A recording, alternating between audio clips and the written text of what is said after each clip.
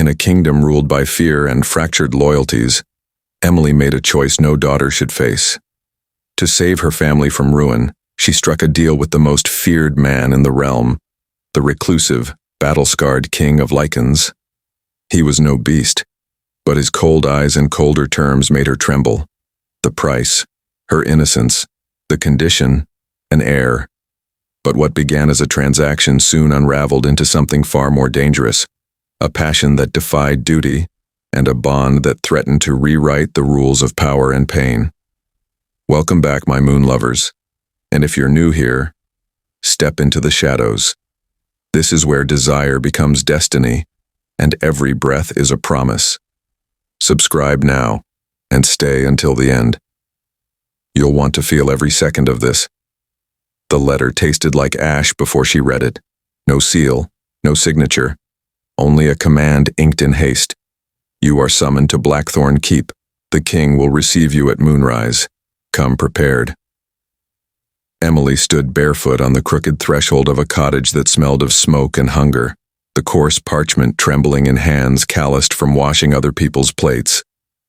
Behind her, her mother's breath was a fragile thing, her brother's silence, a slow grief. The pantry was a ledger of what they had lost. The summons was not mercy, it was an invoice. They told stories of the Lycan King, silver eyes, a body scarred by war, a court that kept its counsel like a wound.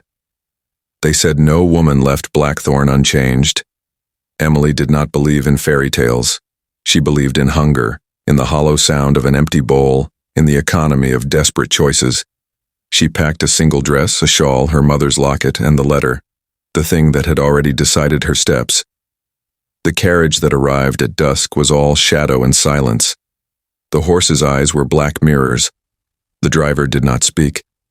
The road ate the horizon and gave her only the silhouette of the keep, towers like broken teeth, windows like watchful pupils.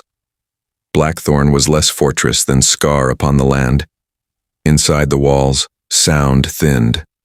Guards shepherded her through corridors that swallowed footsteps and consumed warmth. There were no tapestries to soften the cold, no hearth song to cover the hush. The chamber where they left her held a fire that gave light but no comfort, and a door that waited like a closed mouth. She did not know what the king desired. She only knew what she could pay, whatever it took to keep her family from the brink. The bargain began the moment she stepped over her own threshold. The rest would be written in stone and silence. The keep did not speak so much as watch. Stone held grudges, and corridors remembered the weight of footsteps. Emily stood in the chamber the guards had abandoned, the hearth guttering, shadows thick as velvet. The flagstones beneath her feet thrummed with a pulse that was almost animal, almost prayer. The door opened without sound. He came as dusk comes, inevitable, slow, carrying a dark that was not simply absence of light. Bare-chested, barefoot, his silhouette moved into the firelight and filled the room before his voice did. His eyes were silver that did not gleam but calculated, the color of a storm that knew its strength. "I need an heir," he said. The words landed like law. "And I need it soon." No tenderness followed. No promise. Only terms. One night, one child, lifelong security. Her body, her future, named and appraised. He closed the distance until the air between them felt like held breath. Heat rose off him in small waves. The fire picked out the planes of his chest and the sharp hollow of his collarbone. His gaze did not wander. It pinned. "I won't force you," he added. "But if you agree, you'll be mine. Every inch, every breath, every whimper." She made no sound. She did not flee. She did not accept or refuse with words. She stood small and steady beneath the weight of being seen, feeling the castle press its attention to her like a predator listening for the faintest shift. Later, when the guard's footsteps had retreated into the walls, she walked the keep alone. The tapestries breathed, though no wind touched them. Mirrors gave back darkness where faces should be. Doors exhaled. The very stone beneath her palm hummed with his voice. "Mine." She rounded a corner and found him waiting as if he had never moved. No shadow announced him, only silver eyes that watched, their hands brushed, deliberate, not accidental, a spark that did not sear but branded. She lifted her gaze. He did not look away. In that long, dangerous heartbeat, she understood. Blackthorne was not refuge. It was a cage. She had not been captured by walls, but by a choice she had already made when she walked into the bargain. The key lay cool and real in her palm. She had handed it to him inch by inch. The key she had given him turned quietly in a lock that fit her like a verdict. He unlatched her piece by piece, not with haste, but with a precision that left no corner of her untouched. The chamber held no fire that could match the heat between them. It was a room carved of dusk and hush, a bed older than names waiting beneath sheets the color of storm silence. A gown lay folded on a chair, thin as a promise. He moved without speech. He moved like dusk moves, inevitable, enveloping, slow enough that every step felt like an invitation and a sentence at once. She followed because there was no map left to guide her, but the pull in her chest that said survival, not surrender. The door closed behind them with the soft finality of a thing decided. He pointed once toward the gown. Her hands shook as she peeled away her old life. The fabric slipped over her skin and clung and fell where it pleased, revealing more than it concealed. When she turned, he was closer than before, an arresting presence that measured her with silvered eyes. He did not part her with fever. He did not plead. He observed as a man catalogues a terrain he intends to own. His gaze moved like careful hands along the planes of her body, learning the geography of hesitation and the places that held her breath. It was not hunger so much as assessment, the cool inventory of claim. When his fingers found hers, the touch was light and exact. Not a demand but a registration. It set the rhythm. She matched it without thinking, because there was nothing left to bargain with except the shape of this moment. He lay with her, not pressing but present, a weight of warmth that held rather than crushed. His palm at her hip was a directive disguised as comfort. His breath at her neck was a soft metronome, counting out a tempo that chipped away at resistance in small, precise increments. There were no loud confessions, no cries of rapture. The night moved like a tide, quiet, inevitable, and shaping. His mouth stole the hollow at the base of her throat. His fingers traced the seam where cloth met skin, a reminder that garments could not armor her from what was being established. Each advance was measured, each retreat a lesson in control. She felt something coil inside her, not warmth, not exactly desire, but a surrender that arrived the moment choice narrowed to a single path. It was elemental, the small, terrible relief of yielding when the cost of resistance was greater than the cost of giving in. Her body answered in echoes rather than proclamations. Her breath shortened, then lengthened, following the cadence he set. He took her inch by inch with a restraint that made him more formidable than any animal. Where a beast might devour, he catalogued. Where heat might blind, his cool hands kept the map. Power passed between them in silence, a claim tempered by method, an intimacy born of obligation pressed into an exchange. When the night let go, it did so without flourish. The fire had dimmed to ember and ash. The sheets were quiet witnesses. She lay still, raw at the edges and oddly hollow, as if a part of her had been both given and taken in the same breath. He lay beside her, not tender, not cruel, simply there, the keeper of an outcome. They did not speak. Words would have been too brittle to hold the truth that had been made. Outside, the keep moved on, its stones untroubled by the commerce of human hearts. Inside, an agreement had been sealed not by ink but by the slow, relentless work of two bodies tracing a contract neither had invited. She had survived the night. She had learned the shape of his restraint. She had surrendered a part of herself in measured pieces. The dawn would bring consequence. For now, only the hush remained, heavy and unavoidable. She woke to a silence that was full of him. The sheet still carried his shape. The air tasted of his breath.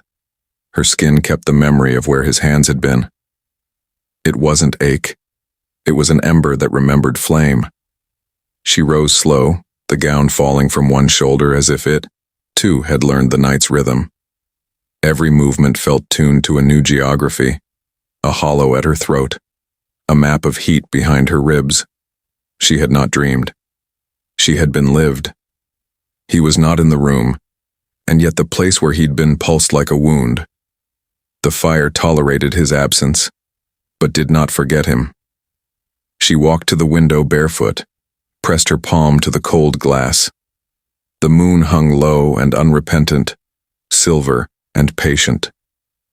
The pain thrummed beneath her fingers, as if the keep itself drew breath in time with hers. She surprised herself with the want that rose, not for shelter or favor, but for the solid weight of him, the quiet authority of a man who took and measured and somehow made it mean something. She did not understand why the want was not shame. She only knew she did not resist it. He watched her from the dark. Not hidden, not secret. He merely occupied the shadow like a shape that had always belonged there. Arms crossed, jaw taut, eyes fixed on the curve of her spine as she shifted. He had not intended to remain a sentinel. He had not intended to learn the feel of wanting someone who had been handed to him as a bargain. A past that scarred him, promises broken, trust stolen, a curse braided to the moon, moved beneath his skin. Once he had trusted a woman whose words were frost and theft. She had left him smaller. The curse took what it liked. He was bound to hunger and to a need that came with no ownership. Until Emily. She had not been the chosen of legend. She had been summons and ledger. Yet in the quiet of that morning she had become more. A presence that bled into his margins. A wound that asked him to remember how to want without destroying. Emily traced the wall with fingertips, felt the castle answer through the stone. Mirrors returned dark where she should have stood. Doors breathed like sleeping animals. One door kept its memory clutched behind wood and iron. She pressed her ear to it and felt only the pulse of the keep. It remembered her. Somewhere deeper, something answered. Subtle. Not hunger, but the soft beginning of a secret that would not stay silent. She had been given a bargain. Now something else was being written in the spaces between clauses. The storm turned the sky inside out. Wind tore at the panes. Rain hammered the battlements. The castle groaned as if waking from some long, tired dream. Emily watched the weather tear itself apart and felt her own insides echo the turmoil.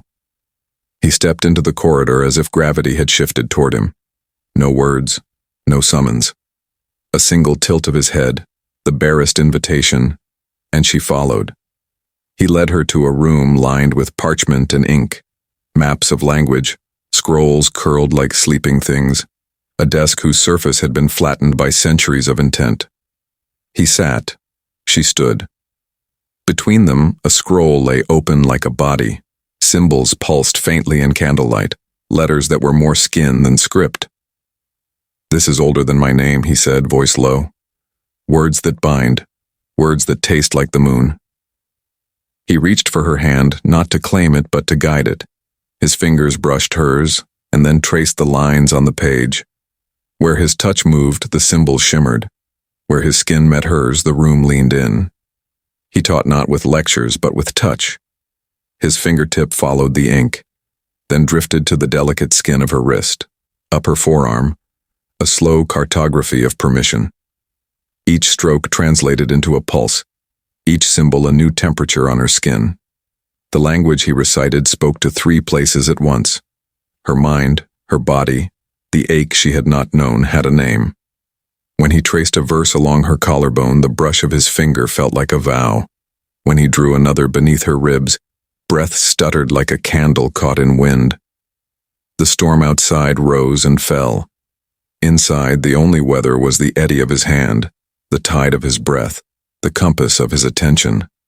The parchment blurred and fell away.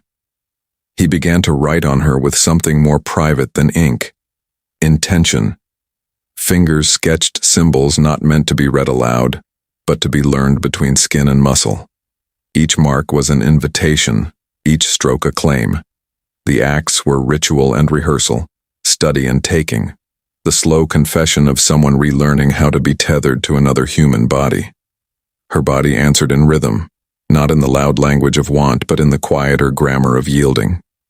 She leaned because he was a place to lean toward, not because she sought rescue, but because his steadiness made the edges of her fear manageable.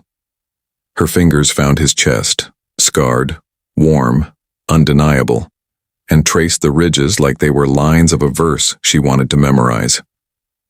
When their mouths met, it was not a mere collision but a contract signed in breath. The kiss was deliberate, slow, a claiming that asked nothing and offered everything. Hands moved across skin with economy, no urgent ravage, no clumsy conquest. Only the steady, measured reclamation of two people negotiating power in the dark. He anchored her to the bed, not with dominance for its own sake, but with a certainty that made surrender possible. His weight held but did not break. His hands directed but did not coerce. She responded with a trust that tasted like a dangerous grace, the small surrender that is chosen when the alternative is worse. They moved together in a cadence that was less about urgency and more about discovery. Breath matched to breath, patience braided with heat, restraint folded into release. Each touch built on the last, each pull a translation of the unspoken contract between them. There was an undercurrent of control, his steady, inevitable claim, and an answering current in her, the soft power of consent rendered in small, repeated motions. The storm crashed its crescendos against the keep. Inside, they made their own thunder. It was raw and ritual, intimate and severe. Two bodies negotiating the edges of power until the world narrowed to the point where only skin and shadow existed. When the climax came, it arrived not as a shout, but as the soft close of a seal. A release held in the ribs, a shuddering surrender that left them both altered. The bed accepted them. The sheets kept the imprint of hands. The air tasted of salt and rain and something else, something like an unuttered promise. He stayed afterward, not hovering but present, a custody neither tender nor ruthless. He watched her breathe and felt, for the first time in a long while, that the curse and his hunger might be translated into something that was not only taken but also given. "You were supposed to be a vessel," he murmured into the dark, voice rough as thunder. "But now, I want more."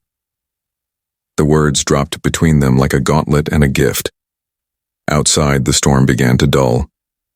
Inside, something older than duty and barter had been set into motion, a dangerous tending that would not be satisfied with a single night. She woke to the echo of him. The sheet still held his shape. The air tasted of his breath. Her body remembered before her mind did. A ledger of touches, a map of heat left behind. Dreams folded into memory, replayed and remade as something more urgent. His mouth at her throat, his hands on her hips. The verses he'd written across her skin pulsed like a private drumbeat, calling her back into the tide. She woke with a gasp. Moonlight pooled over linen, the gown tangled at her waist. He was in the doorway, bare to the chest, feet bare on cold stone, the stormlight in his eyes wild and unquiet. "I shouldn't be here," he said. The words came out rough, clipped. "The moon is rising. I'm not safe tonight." Her shoulder slipped bare. "Then why did you come?" she asked, voice small and steady. He didn't answer with words. He crossed the room anyway.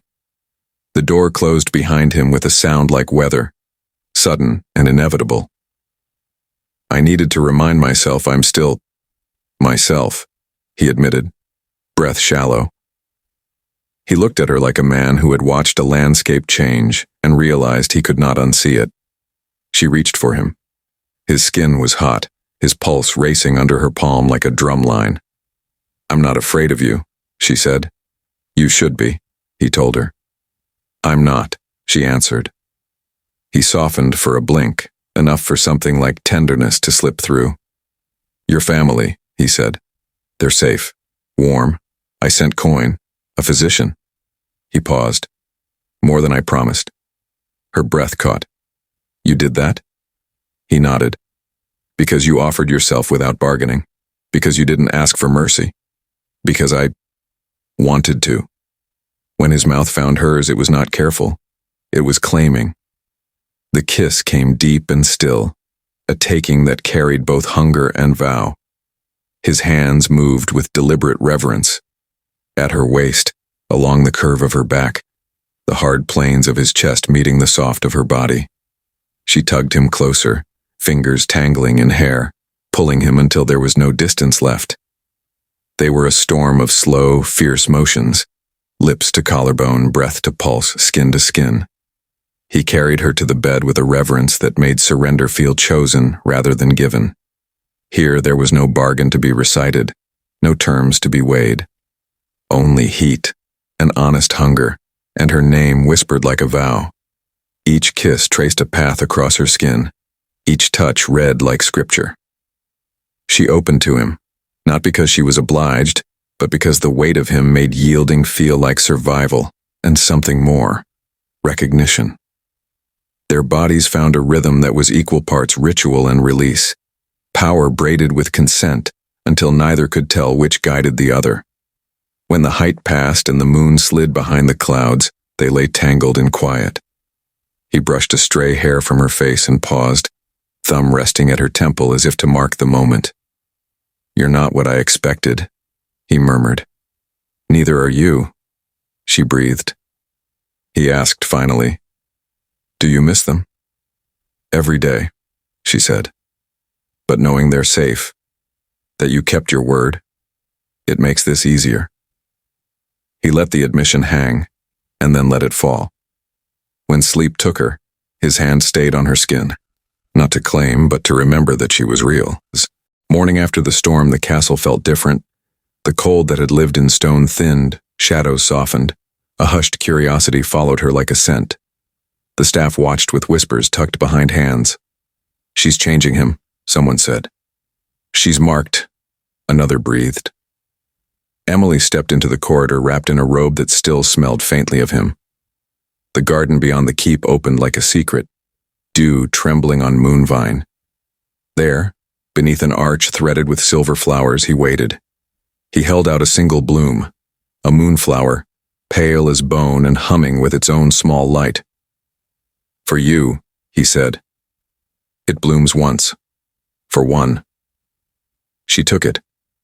The stem was warm as though plucked from flame. He tucked the blossom behind her ear, fingers lingering at her jaw as if to map the line of her face anew. A hush stretched. Then the change began. Not with violent pain, but with an unfurling. Her senses sharpened as if someone had tuned the world. The breeze became a language, the earth underfoot a pulse she could read. She felt the castle's heartbeat, slow and ancient, and it answered her own.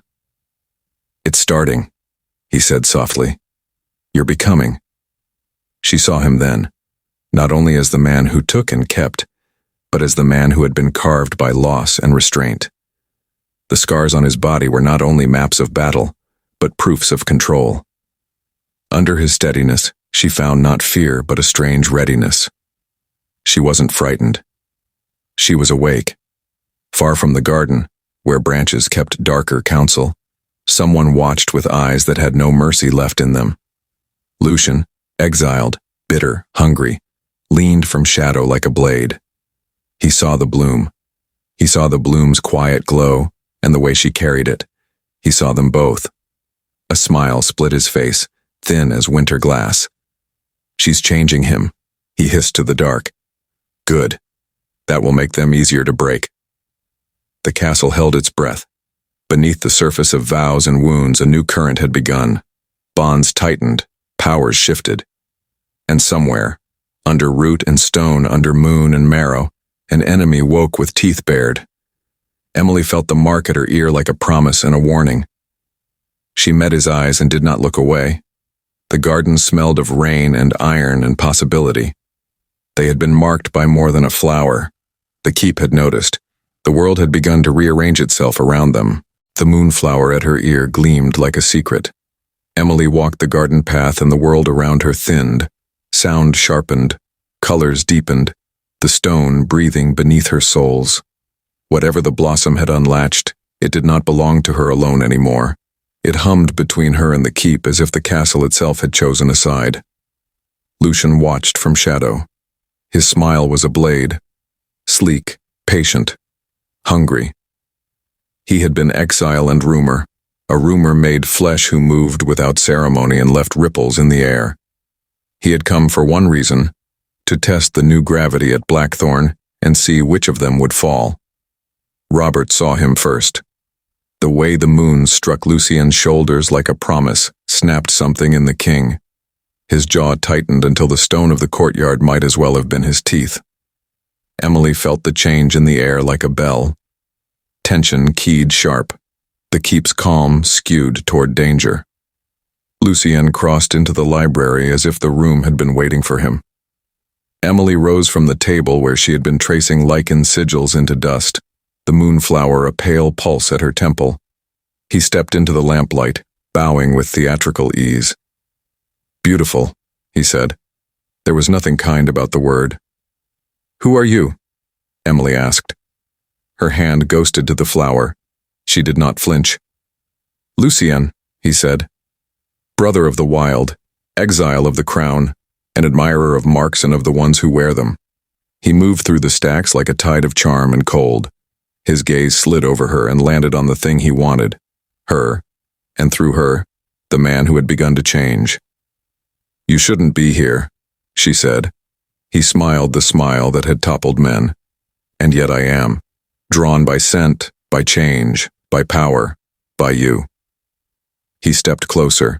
The air around him smelled like empty promises and old danger. Emily backed, not from fear but from the instinct to measure distance and consequence. "He's changing," Lucian purred, eyes bright. "Because of you. That makes you dangerous."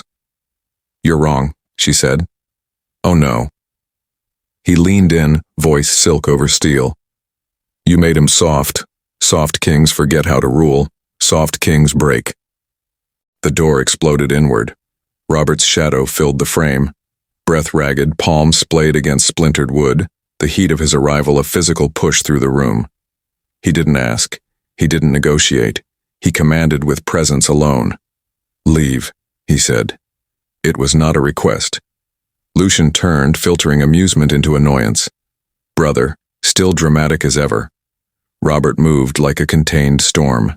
He drove his palm into the wall beside Lucian's head and the stone flaked, an unmistakable mark of power and a demonstration of proximity.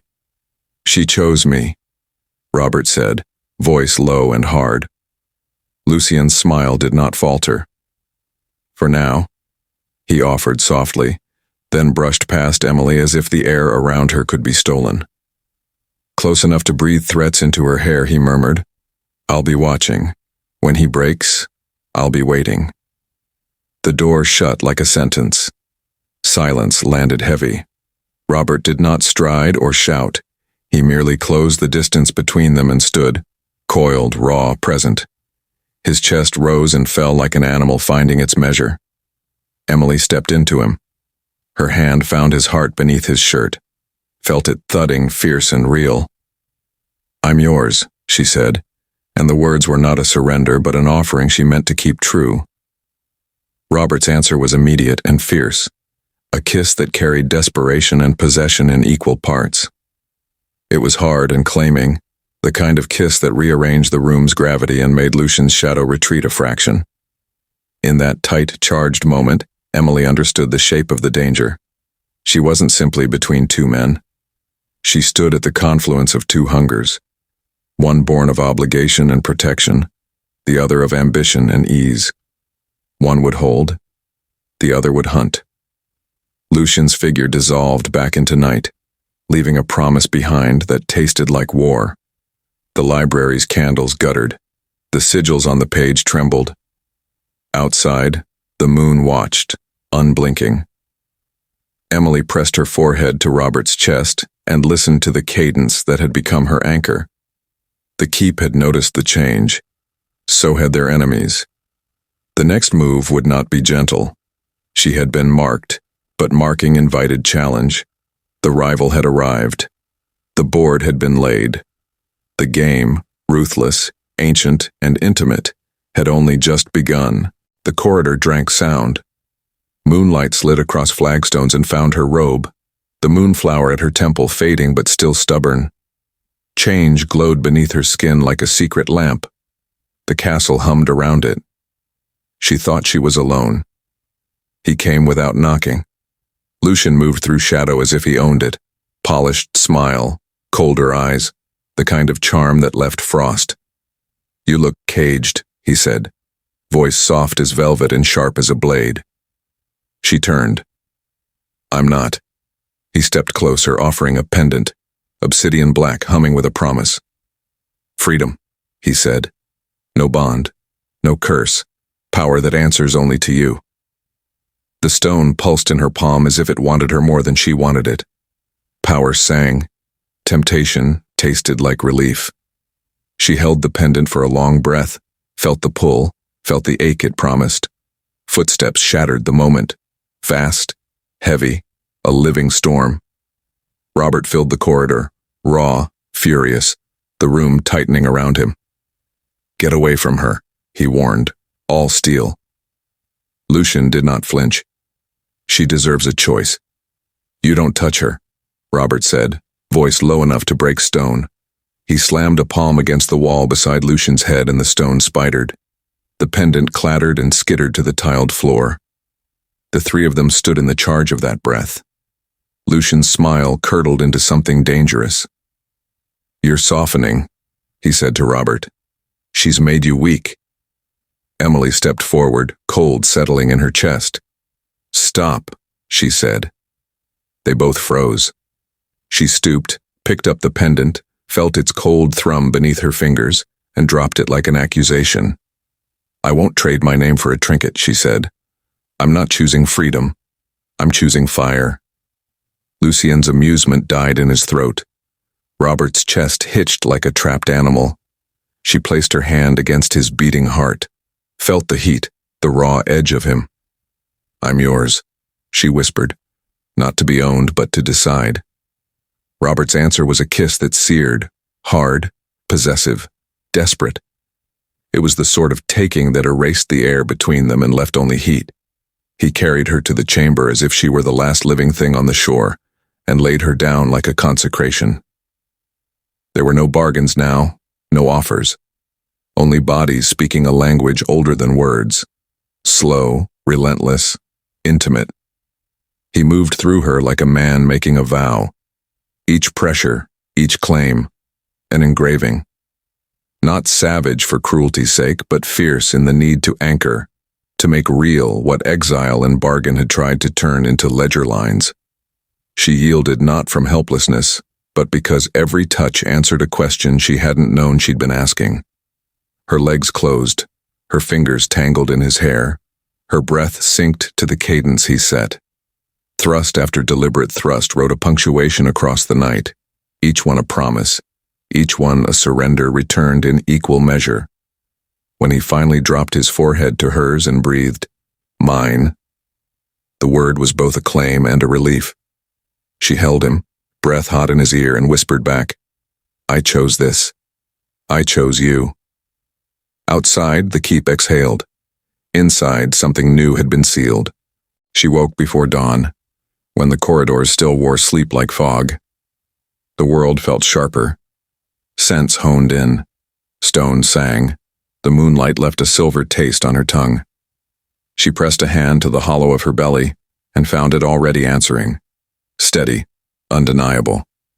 Life had taken its place inside her. The knowledge landed like a bell.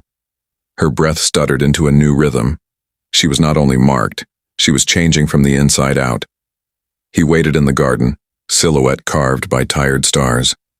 He watched her not with triumph but with something that trembled between fear and worship. "You feel it?" he said when she reached him. She nodded. "It's real." His hands hovered but did not touch. "It begins," he whispered. "The bond, the tide, the blood." 1,000 worries ran across his face. The curse he feared for others, the way the change steals at hearts and minds, the knowledge of what it would demand of both of them. "I've seen what it does," he said. "I've watched women fracture." She curled her fingers around his palm and felt his pulse. Fast, human. "I'm not breaking," she told him. "I'm becoming." He exhaled like surrender, then answered her with a kiss that was softer than war and fiercer than mercy. This time he did not take to possess. He worshipped the tremor that had begun under the skin. His hands mapped the place where new life stirred as if he were reading scripture. They moved like a liturgy, slow, sacred, urgent. This was devotion carved into flesh, breath synced to breath, gentle pressure answering the swell inside her. Each movement held both restraint and release. Each touch was a promise he would not let the curse erase her of herself. When he rose within her and the world narrowed to the meeting of their bodies, it was not mere hunger. It was an offering, an intimate religion where giving and keeping braided into one. She cried out, not in pain but in recognition, her name a prayer he kept reverent. Afterward they lay threaded together, the silence full of new vows. He pressed his face to her belly and whispered, not ownership but wonder, "You're more than mine." She smiled into the dark, eyes raw and steady. "We're both more than we were," she answered. Outside the keep, enemies stirred. Inside, a life grew and a bond hardened into something that would demand sacrifice, cunning, and tenderness in equal measure. They had stepped into a future neither could have signed alone. The castle watched, the moon turned, and somewhere in the rooted dark, something that would test them both began to wake. The bath was carved like a secret kept under oath, a hollow hewn from stone, steaming with a heat that belonged to the room and to the bodies that would meet there. Moonlight poured through the high window, stroking the water silver. Cedar smoke braided with something older and more private. She entered first, and the warmth took her like a memory returning. Her skin hummed, senses sharpened by the new life inside her, and by whatever the moon had rewired in her. The castle made a low sound, as if the stones were listening too. He came slow, not to possess but to measure. Bare skin mapped by scars, restraint coiled into muscle. She reached for him like a vow, and drew him into the hollow. Water closed over them. The world narrowed to heat and breath, chest to chest, breath to breath. A tide of two. Words were unnecessary. Her fingers moved over the history written on his body. Each scar an old story, each ridge a permission.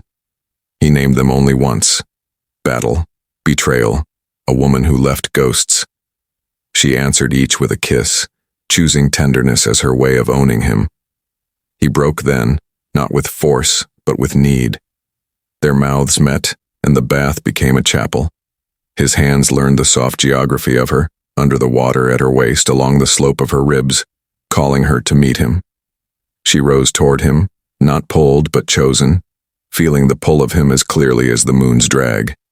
His voice was low, rough with wanting. "You love what I do to you," he said. Her reply was breath and a single admitted truth. "I do."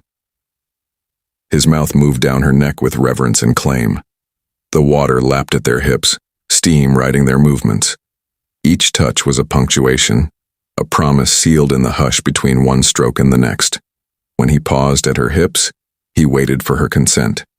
She gave it in a nod, small and absolute. What followed was rhythm shaped by restraint and hunger braided together. His tongue, his hands, the slow press of him into the hollow at her, none of it crude, all of it relentless. She answered in moans that were part worship and part confession. He answered with the guttural sound of something that had been starved and was now being fed. Their bodies moved, as if they kept time to an older drum. Her legs curled, his arms held, the water shivered under the cadence of their union. Each motion read like a line in a contract they were both writing. Not in ink, but in breath, in muscle, in the small, fierce sounds that meant surrender without shame.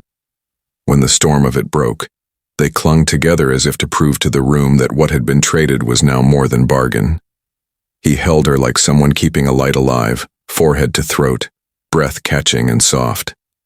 They did not speak. The bond had been sealed not with ink, not with blood, but with heat that would not cool easily. Outside the bath, the castle exhaled. Within it, something quiet and terrible had been set.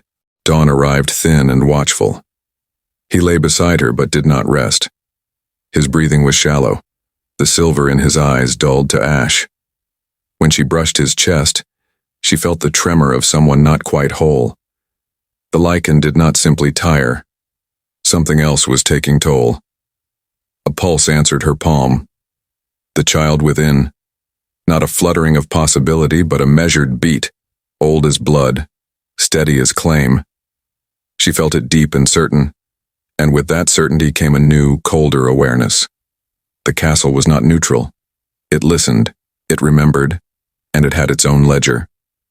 When the hush of the keep made the corners sharp, she slipped from the bed and followed the tug that had been pulling at her all night. The forbidden wing opened to her like a mouth. Dust lay like sleep over every surface. Portraits watched with glassy eyes. Tapestries whispered secrets that had been stitched into them years ago. A study waited at the end of the hall as if preserved for confessions. Books sat like patient witnesses. Runes curled along the desk as if someone had once tried to hold the moon in ink. On the desk, a journal breathed with old grief. She did not need to be told to open it. The pages seemed to expect her. The handwriting belonged to a woman who had loved and lost. A voice sharp with bargain and repentance. The entries read like a warning and a plea braided together. "The child is the key," the page declared, ink pressed like a pulse. "Born of bond, shaped by blood. If it is cradled in love, it will split the dark. If it is feared, it will mirror the curse." Emily's fingers trembled. The next lines were narrower, edged with anger and sorrow. "He grows weaker," the author wrote. "The bond exacts its price. The child takes from both. I loved him and I lost him. I will not lose what I made." A name had been folded into the margins. Liliane, a woman spoken of in rumor and ghost's eyes, Robert's first, the one whose story still had weight. The journal felt suddenly heavier in her hands. The life inside her shifted like a compass, finding north. She realized with a chill that was not fear but understanding, that she might be carrying both cure and contagion, salvation and seed of the very darkness they had feared. When she stepped back into the castle's thin light, the air itself seemed altered. The walls held their breath. Somewhere, deep in the foundations, something ancient stirred. Not wholly hungry, not wholly benevolent, simply awake and awaiting its accounting. Her choices had never been simple. Now the ledger had a new entry, a child that could undo a curse or become its vessel. Either way, the stakes had risen. She returned to the chamber to find him awake and watching, exhaustion folded into a new, raw hope. He reached for her, and the touch between them was both trepidation and resolve. "We made this," he breathed. "Whatever it is." She met him squarely. The truth sat between them like a blade and a blessing. "Then we keep it," she answered. "We learn it. We love it, or we die knowing we tried." His hands closed around hers, as if anchoring both of them to that vow. A long, fragile silence followed, one that would not stay untested for long.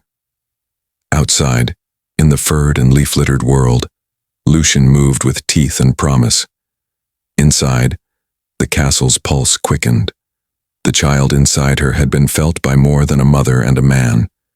It had been noticed by enemies and by the old, watchful things that did not forget. The curse murmured on the edges of their lives. The hourglass had tilted. Now even the future held its breath. The journal trembled beneath her fingers as if it too feared the next line. "The child must be born under a blood moon. If not, the bond will break, and the Lycan will die." The words were blunt as a blade and twice as cold. She read them until the ink felt like an accusation. Robert's sleep had gone thin. The color had leached from his skin. The pulse at his throat was a fragile, stubborn thing. The bond that had once hummed like a living thing between them now flickered, guttering as a winded candle. Her hand went to the place where new life kept time inside her. The child moved, not with the soft, hopeful kicks she'd imagined, but with a slow, deliberate pressure, a presence that had its own will. Power thrummed there, old and blunt and dangerous. She turned the page. The mother must choose. Her body, her blood, her breath. The moon will take one. The room tightened. The pages slipped from her hand and skittered across the desk like fallen leaves. The prophecy did not offer mercy or loopholes. It offered a ledger of sacrifice. She returned to him because panic without plan was useless. He lay pale, a man draining at the edges, and when her forehead met his eyes opened to her like a confession. "I know what it wants," she told him. He breathed her name slow, as if saying it could steady him. "Tell me," he rasped. "The child," she said. "Not the moon. The child. It answers for us both." He didn't argue. There were no bargaining words left. There was only the thin sound of two people trying to find shore in a storm. They gave what they had. Their mouths met in a long, searching kiss, full of both oath and ache. She offered herself like a prayer, and he accepted like a penitent learning to pray by force. Flesh and voice braided, devotion and desperation in each measured movement. He moved inside her as if consecrating flesh to fate, every thrust a vow, every breath a promise stitched into bone. They did not move for pleasure alone. They moved to keep a tether from fraying. When the release came, it landed like a bell, clear, devastating, necessary. His face found her neck and he whispered, cracked and small, "You are my salvation." Outside, the moon began a slow bleed from silver to a wash of iron. The sky changed color like a wound opening. The blood moon was coming, and with it the consequences the prophecy had named. The reckoning waited like tide. They could not outrun it. They could only choose how to meet it. 5 nights remained before the blood moon would claim the sky. Each hour felt like a footstep toward a precipice. Emily watched the moon grow red from the window, a bruise turning beautiful. The journal lay open on the table, the prophecy now a living thing lodged between pages and ribs. Robert paced the chamber like a storm caged in a room. Every step scattered worry into the corners. The bond thrummed, strong in places, frayed in others, an animal hiding its teeth. "You should leave," he said at last, voice hollow with the weight of the offer. "No," she answered, folding decision to resolve. She had no appetite for running. Running would make her small in the ledger of what mattered. His hands shook when he spoke again. "If you stay, the moon may take you. It might take your blood, your breath, everything that makes you you." She stepped to him, and the space between them became their only currency. "I'd rather burn with you than live without you," she said, and the truth of it was a strike that landed in the hollow of his sternum. He closed then, not with command, but with reverence. His hands cupped her face, memorizing angles as if he feared the moon might erase them. Their mouths met, slow, deep, a sacrament disguised as desire. He received her like something holy and dangerous, lips and tongue and teeth tracing promises along skin. When his hands moved down, they did so with purpose. He guided her back to the sheets as if reading from a ritual text he had learned in the dark. He worshipped her not with haste but with a pious, aching patience. Each touch became an invocation, each kiss, a benediction. She cried out not from shock but from the recognition that surrender had become their shared altar. "Say it," he murmured into the hollow of her neck. "Say you're mine." She answered with breath and steel. "I'm yours, only yours." He entered her with the kind of slow, searing claim that carves names into memory. Their rhythm was older than need, an exchange of vows made in muscle and breath. He held her with a devotion that could have been tenderness or a weapon. In that tense line they both found meaning. When the culmination came, it was cathartic and sacred, a closing that left both raw and reformed. He collapsed beside her, arms wrapped tight as if keeping a storm from rising, and whispered through ragged air, "You'll never run from me, not out of shame, not out of fear. You're mine, and soon the world will learn it." She let herself breathe into him, the steadiness of his chest a temporary harbor. Tomorrow glared like a verdict, but tonight was a vow. The choice had been made. She would stand and face whatever the moon demanded with him at her side. Beyond the windows, the sky bled deeper. Somewhere in the keep, allies sharpened and enemies listened. The decision had sealed a path whose steps were not all their own. The blood moon approached, and with it, the moment when prophecy would either break them or remake them. The blood moon pulled like a promise. The keep held its breath and waited for confession. Robert stood at the threshold of their room like a man stripped of armor, bare chest, jaw knotted, hands clenched around an anger that had become worship. His power thinned at the edges. Fear had carved new hollows into him. She watched him from the bed, moonlight pooling silk around her. She had chosen. Now she would make him feel the weight of that choice. "Come," she said, voice low and certain. He crossed the room with the slow violence of someone trying not to break. She rose, letting the nightdress whisper against skin, and placed his palm over her heart. He felt the steady drum under her ribs, the answer they had both bled for. "You shouldn't," he breathed. "I want to," she returned. Her fingers traced his scars like a litany. Each mark she kissed, each touch she gave, pulled something taut and true inside him. She guided him to the bed and straddled him with a deliberate reverence that stole control from fear, and handed it back like a vow. Her mouth found his ear. "I love what you do to me," she whispered. "Now let me return the favor." The sound he made was less a word than a storm. She moved with purpose, measured, owning, fierce. Her rhythm was not surrender. It was command softened into worship. She rode him slow, setting a pace that unmoored his restraint and braided desire with trust. His hands held not to dominate but to anchor. Hers moved to claim every inch of him that had once been his alone. Their breath tangled. The castle seemed to lean closer as if eavesdropping on a vow. Outside, the moon burned redder, a distant witness to the heat inside. When release came, it was raw and reverent, a shuddering exhale that left them both undone and stitched together at once. He clutched her to him, as if anchoring a raft in a violent sea.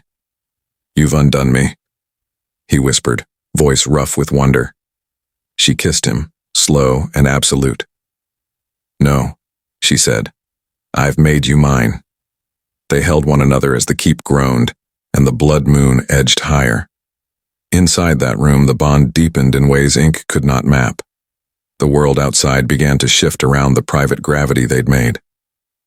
3 nights to blood.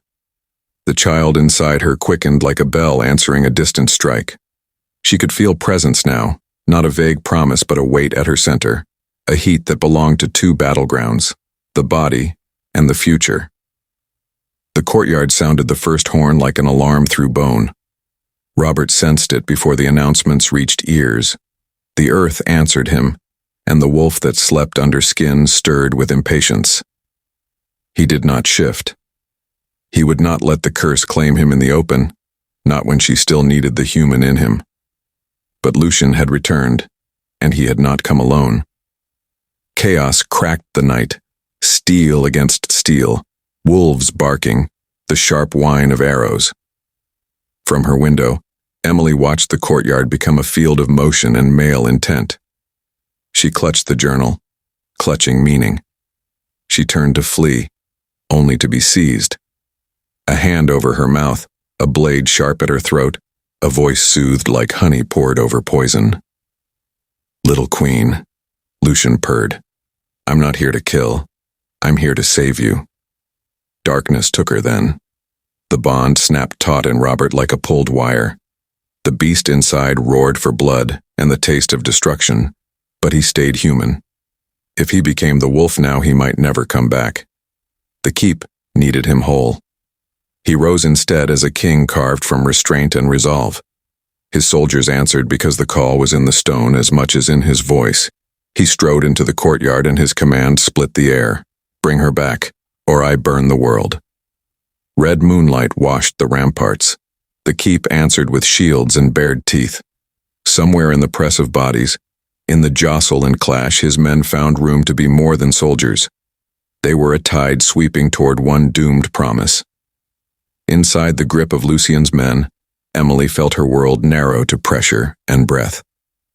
The child inside her burned like a coal. She tasted iron. She tasted intent. She bit and scratched and fought with the animal strength of a mother who would not give her future to a plotter's hands. A blade whispered along her skin. Breath that did not belong to her ghosted at her ear, promising salvation and caging in the same breath.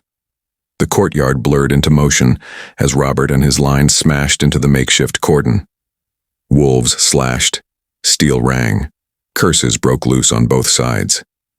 In the crush, a hand tore Lucian's hold from Emily and slammed into her ribs. She fell, breathless, and then was caught, by his arms, by his presence, not the wolf's brute, but a man's fierce hold. Lucian slipped back into the dark like oil on water, laughing with a coldness that tasted like a blade. I'll be watching, his voice carried, and when he breaks, I will be waiting. Robert did not chase him. He could not spare the leap into feral abandon. The wolf would have taken more than vengeance. He gathered Emily inside his arms, and the child beneath her ribs answered with a fierce kick that felt like declaration. They stood in the wake of the breach, broken banners, men bleeding, the air thick with rain and iron and the keep's old magic. Robert's voice was a rough hymn as he swore through clenched teeth, "If anyone touches you again, the world will burn." Emily pressed her head to his chest, feeling the thunder of his heartbeat anchor them both. The prophecy pulsed at the edges of everything they did. The threat had been made tangible. The intrusion was more than an attack. It was a message. The enemy was patient, and they would test them again. The reckoning had begun in earnest. Lucian's shadow lingered at the edges of the night, a promise of war that would not be fought by swords alone. Inside, the child stirred like a small fierce thing, and the 3 nights to blood moon narrowed into a calendar of dread and devotion. The forest drank sound and left only the scent of iron and moon. Robert moved through it like a force that had forgotten softness. Every branch bowed. The earth answered his footfall. He was no longer merely a man. He was a weather system bent toward one name. He found the camp the way wolves find blood, by scent, by ruin, by the small thing that kept insisting on being hers. Tents flapped like wounded wings. Lanterns had gone cold. Men moved and fell as if gravity had turned sharp. Lucian's band barely had time to register the shadow that tore through them. By the time Robert reached the canvas that held her, the ground was slick with the quick consequence of violence. He ripped the tent open, as a man tears a page from fate, and found her folded there, bruised, bound, small, and incandescent. Her inhale as he cut the bonds was a whole life. "Robert," she breathed. "I will always come," he answered. The words were claws and promise both. He lifted her into arms that had no memory of gentleness, and the two of them vanished into a green blur of escape. They ran until the world thinned to water and rock, until they reached a cave hidden by a fall of steam and the hush of salt. He laid her on furs as if setting a votive. The wildness in his eyes softened into something raw and human when she touched his face. "You saw me," she said, voice small with wonder. "All of you," he returned, but his mouth betrayed him. Hunger braided to gratitude. He did not ask. He worshipped, slow fingers, reverent kisses, hands that learned her underside like scripture. She answered with the kind of urgency that does not apologize, guiding him, claiming him, making the storm he'd become an altar to which she offered herself. She moved over him as if writing a truth into flesh. He met her, rock and river, containment and crash, until his restraint broke and his voice rose, not cruel but undone. "You are mine," she whispered, exhausted and proud. "And you," he rasped, our everything. They gave the night to one another until breath and stone and salt blurred into a single hot hymn. When they fell quiet, his arms around her were the only law she trusted. The blood moon rose and the child inside answered with a new, urgent movement, proof that whatever had been rescued had mutated into something more dangerous and more holy. Outside the sky bled red, inside the bond glowed brighter, stitched now by rescue and by vow. They did not flee so much as unmake their names from the keep. Robert carried her through bog and bluff until their footprints were swallowed and no road could point back to them. The sanctuary they reached was a hollow in the cliffs where salt and moon conspired to hide a small miracle, a hollow carved by tides and old magic, warm and secret and unlisted on any maps that men of war read. The air there smelled older, stone, salt, and a remembrance of the sea. The child inside her shifted with every step, no longer a whisper but a presence that pulled at the edges of them both. "You felt it?" he asked, voice rough. "It moved," she said, stronger. He didn't need more. The confession of his past, Lilian's ghost, a vow he had sworn against bonding again, hung between them like a scar he did not want to scan. He told her anyway, slow and ragged. The first mate, the lost child, the way the curse had taken before. She did not flinch. Instead, she pressed her palm over his, anchoring him to the only present she could give. "We'll make it," she said simply. The certainty was a blade and a bomb. He set his hands to work shaping sanctuary, stone warmed by flame, a bath cupped from earth, pools where steam breathed like a living thing. He built with the urgency of someone reassembling an altar. When the water steamed and the room smelled of hot rock and cedar, he guided her into the bath with hands that were both fierce and tender. He washed her like confession and absolution. Fingers mapped skin, lips read the script of scars, and everything sacred and profane blurred into one deliberate worship. She straddled him in the shallow steam, leading him homeward between them, slow, centering, fierce. She moved with the choreography of someone who had learned how to hold a man and not let the curse hollow him out. The water trembled under their rhythm. Each stroke, each hush was a promise. We will hold this together, or we will burn trying. When they came apart, spent and tangled and luminous, the sanctuary felt less like a hideaway and more like an oath carved into rock. He pressed his forehead to her temple and spoke the vow she needed. "We'll make it. We have to." The child pressed back, answering with a kick that was both warning and claim. Outside, the world tightened. Lucian's shadow still moved like a cold thing in the dark. The keep's teeth had been bared. The blood moon was near. But inside the cliff, wrapped in steam and salt and breath, two people had chosen to be more than bargain and curse. They were choosing to be parents, soldiers, lovers, forged by fire and bound by an urgency that would not let them fail. The curse waited beyond the cliff's mouth. The world would come knocking. For now they held one another and the small life that had already begun to shape the future, raw and irreversible. The cliff sanctuary held its breath as if listening for the world to catch up. Outside, the sky glowed a slow, dangerous red. Inside, the steam and stone kept a fragile hush. For a few hours, the future folded inward, and the present was small enough to touch. She woke to him, ribs rising, chin tipped, the faint silver of moonlight on his skin. He looked less like a legend and more like the man she'd chosen, vulnerable and real. She traced the map of him with a thumb, the scar that spoke of war, the jaw that had learned restraint, and he let himself be mapped. "I want to give you something," she murmured. His laugh was a soft thing. "You already have." She slipped away to a corner lit by a single candle and wrote with hands that did not tremble. Her letter was not a prophecy or a plea, but a ledger of truth. "You were my choice, not fate, not bargain. You." She folded it, kissed the seal, and slid it under his pillow like a small, heavy promise. When she returned, he was awake, the letter red and heavy in his throat. Tears made tracks down his face. salt for 1,000 things he'd never let himself feel. She climbed into his lap and kissed them clean, anointing the places fear had dug. They didn't need fireworks. Tonight the bed was a cradle of vows, soft, deliberate touches, whispered confessions, hands that relearned each other's edges. Their bodies moved slow, worshipful, no frantic claims, only the steady communion of two people deciding to be present for one another. Each touch was a stitch, each breath a promise. When sleep folded them, the candle guttered and the letter stayed under the pillow, a small talisman against the coming dark. For a night the curse was only a rumor, and the blood moon a distant drum. They had a moment where being together was enough. Dawn broke like a threat. The sanctuary shuddered as Lucian returned in force, claws and men and wolves at his back. Red sky flared over the cliffs and the springs shied under the weight of war.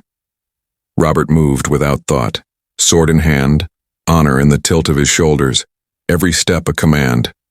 Emily pressed a hand to her belly and felt the child answer like a drum.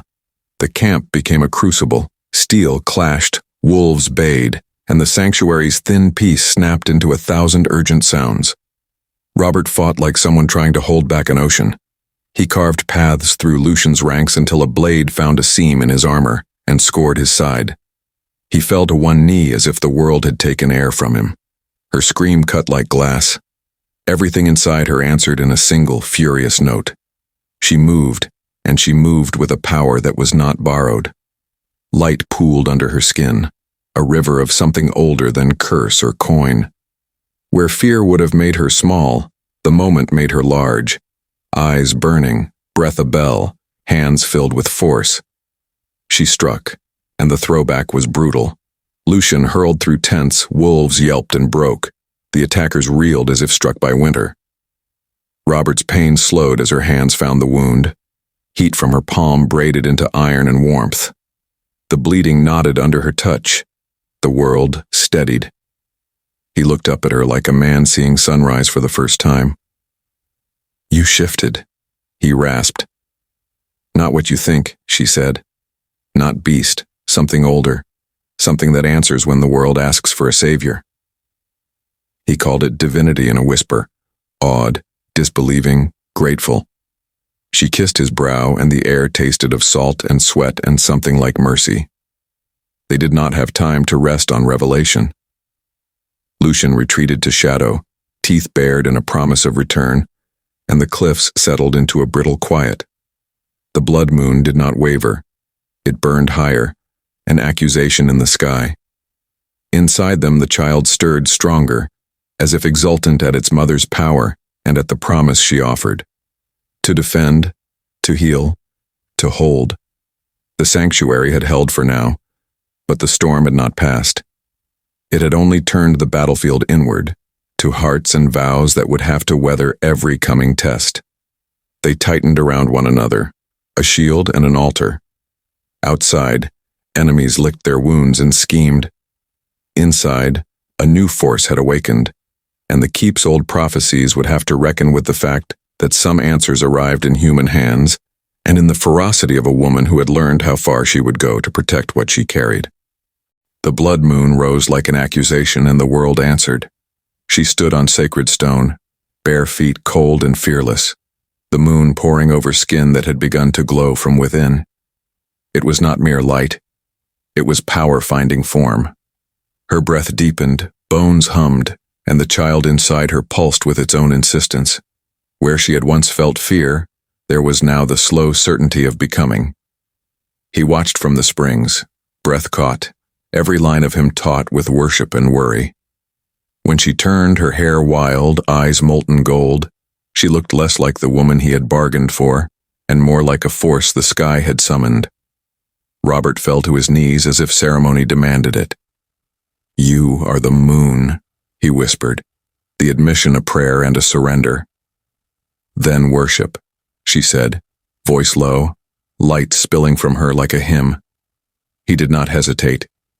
He pressed lips to the hollow of her throat with reverence, hands tracing the new map of her. Every shimmer, every curve held like scripture.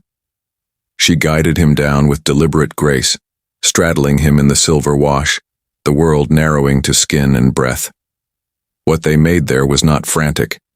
It was ritual, slow, heady, and exacting. Her hips set the tide. His hands anchored her like a mariner holding a prow.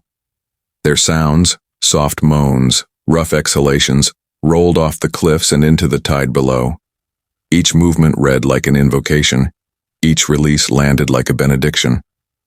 When they shattered together, it was as if two storms made one, and, for a beat, everything righted. He held her afterward, lips at her shoulder, voice a trembling benediction. "You are everything." She replied with a kiss that sealed promise and power alike.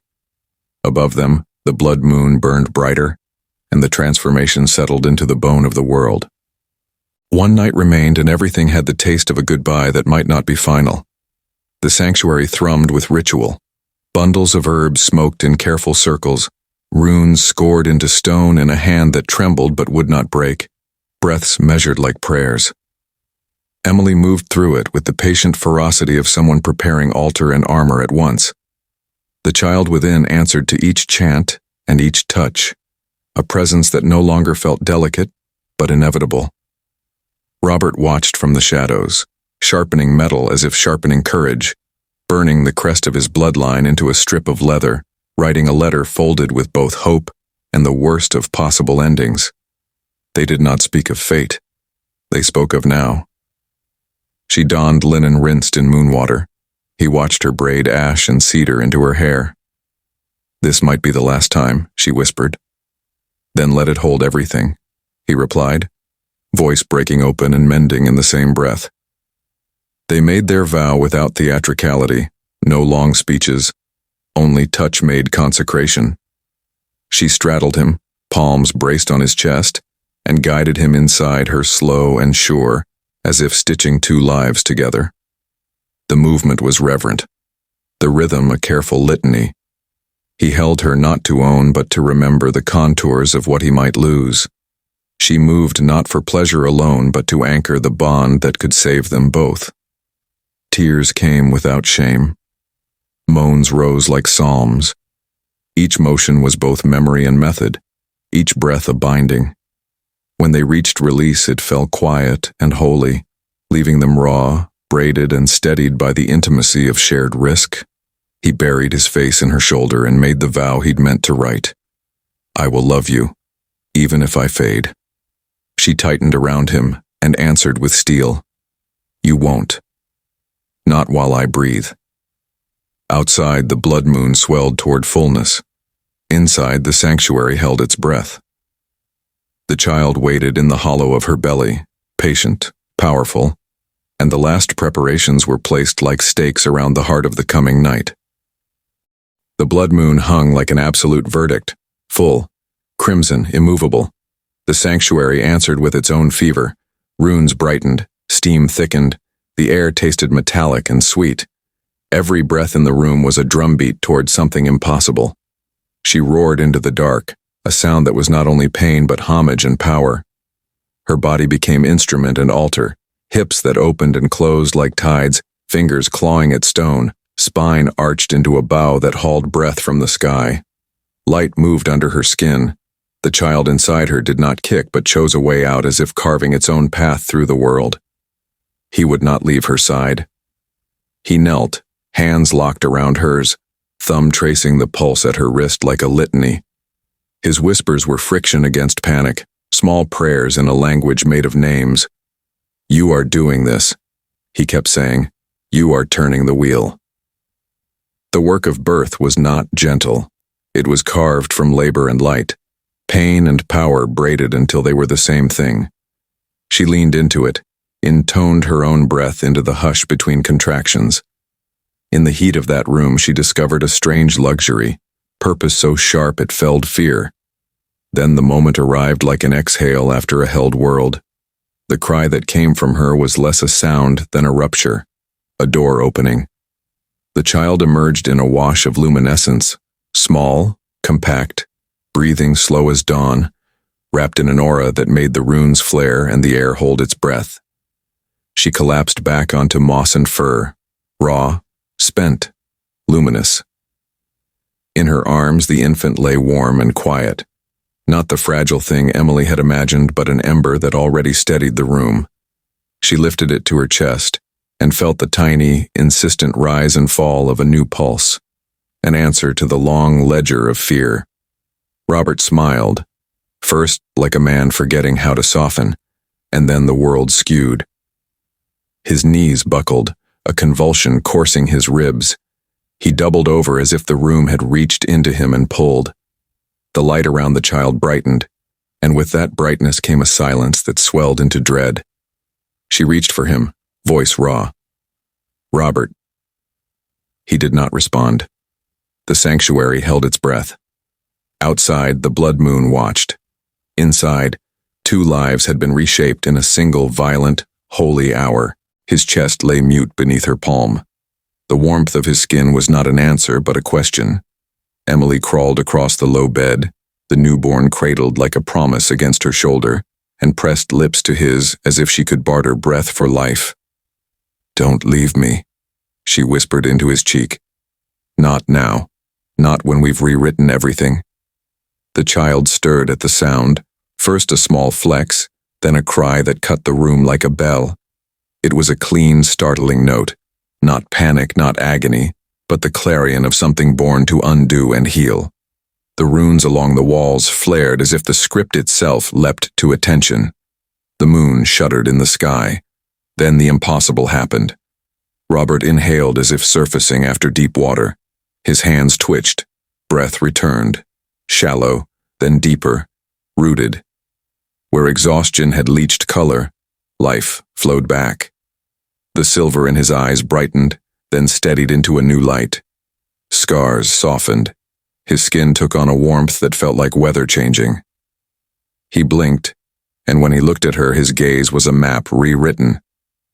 "I thought I died," she said between tears and stunned laughter. "I thought—" "You called me," he answered, voice hoarse but fierce. "You called me back." They placed the child between them, small and glowing, a living fulcrum on which fear could be balanced and reversed. Around them the runes dimmed but did not go out. The blood moon began to bleed back toward silver as if the sky itself reconciled to the shift. Outside, the world muttered. Wolves stirred. Banners that meant allegiance and threat rustled in uncertain winds, and Lucian's shadow retreated for now into scheming. Inside, a bond that had been ledger and curse had been transformed into a covenant neither ink nor oath could fully capture. "We're free," Robert breathed, and the words were both miracle and vow. They did not pretend the road ahead would not be hard. Prophecy never yields its hold without cost. But in the hush after the crisis, with the infant's breath soft and sure between them, they found a new axis of hope. The blood moon faded, leaving a sky washed in bruise and promise. The child slept, small, perfect, already rewriting what had been broken. The sanctuary settled into a watchful quiet, and 2 people who had bargained with fate and come back to each other began, for the first time in a long line of nights, to imagine a future that might be larger than the curse that birthed it. The blood moon slid back into silver, and the world exhaled as if a held wound had finally closed. News moved faster than riders, a curse undone, a child born where prophecy had warned of death, a king remade into something gentler and more dangerous. The kingdom shifted under their feet. Fear loosened like old armor. Lucian's shadow thinned and then snapped. His men scattered like embers. His name became a cautionary whisper. The danger didn't vanish so much as recede, squeezed out by something the land recognized and answered. A new throne carved from moonlight and stubborn mercy. The sanctuary turned into a court of quiet awe. The elders bowed, wolves eased their teeth into friendly rest, and the hills seemed to soften. Emily moved through it all with the child tucked to her, small and warm against her chest, as if the infant's breath were a new weather. She wore silver and ash like armor and grace, and people looked at her not as bargain made but as a reckoning fulfilled. They crowned her not with pomp but with the kind of reverence that had weight. Moon Queen, bearer of light, breaker of curses, titles that landed like stones and took root. She accepted them with the same steady hands that had sewn runes into stone, and the same tired smile that had learned how to hold pain and make it give way. Robert came to her as a man remade. He did not kneel to the crown. He knelt to the woman who had rewritten his fate. Gold warmed his eyes, the scars smoothed beneath the new life beating in him. When he bowed his forehead, it was not submission, but homage. "You saved me," he breathed. She placed her palm over his heart and steadied him with her presence. "No," she corrected softly. "I ruled you." He looked up and saw not triumph but sovereign care. She did not need to command with words. Her silence set the law. Her gaze kept the world in its place. He rose because she asked nothing and yet asked everything with the press of her hand and the way she held the child between them. That night there were no proclamations, no triumphal shows. Inside the chamber carved from stone and moonlight, they practiced a different sovereignty. She stood while he knelt, a reversal that felt less about power and more about rightness. The queen above, the king devoted below. She reached for him the way one marks territory and gives sanctuary at once, touching his cheek, slow, deliberate, a memory and an order folded into one. "You are mine," she said, the sentence a seal. He bowed deeper. "I always was," he answered, and the words were both promise and confession. She did not speak more. She did not need to. Her presence filled the space like law, small, final, undeniable. He obeyed not from fear but from a love that had been tempered by ruin and made luminous by choice. When she moved near him, it was not for the mechanics of claiming, but for the ledger of memory. Every touch they'd traded, every breath he'd surrendered, every night that had taught them how to be one. She ruled with that memory like a sovereign uses a seal, quietly, utterly, without spectacle. He worshipped with the simple things, steady hands, warm gaze, small ministrations that were devotion made domestic. Later, when the world outside stitched itself back together, markets humming, borders easing, songs returning to the lanes, inside the sanctuary the bond kept a slow, steady burn. It was not the fever of bargains but the deep heat of mutual keeping. The child slept in a cradle hewn from the same stone that had witnessed their vows, and the rhythm of their reign began in soft, private rites. The kingdom breathed easier. Old enemies slunk to new calculations. The land felt less haunted. And between the Queen of Moonlight and the man who had become both king and mate, something permanent settled. A rule not imposed by decree, but built from the small architecture of care, of worship traded for shelter, of power folded into tenderness. Outside the hills healed. Inside the bond burned eternal. The valley held its breath like a held coin, waiting to see which face would land up. Wolves lined the cliffs with quiet gravity. Elders stood like weathered stones. Banners that had once trembled in fear now unfurled in careful respect. Above them all the moon hung, enormous and indifferent, watching a new law be shaped in light. Emily stepped into that light and did not walk. She arrived. The gown she wore was not cloth, but a weave of promise, threads of prophecy, ash, moonwater, and the hush of those who had gone before. It shimmered when she moved, not with jewelry, but with authority. Each breath made it glow as if the fabric itself remembered the bargain that had birthed her. She did not climb to a throne. The throne rose toward her. The court fell into a hush that had the weight of ocean. The ceremony lasted as long as truth needs, short, sharp, irrevocable. When she spoke, her voice did not sweep or beg. It cut through rumor and rumor-forged law with a clarity that left no room for murmur. Her rulings were mercies and weapons both. She named reparations.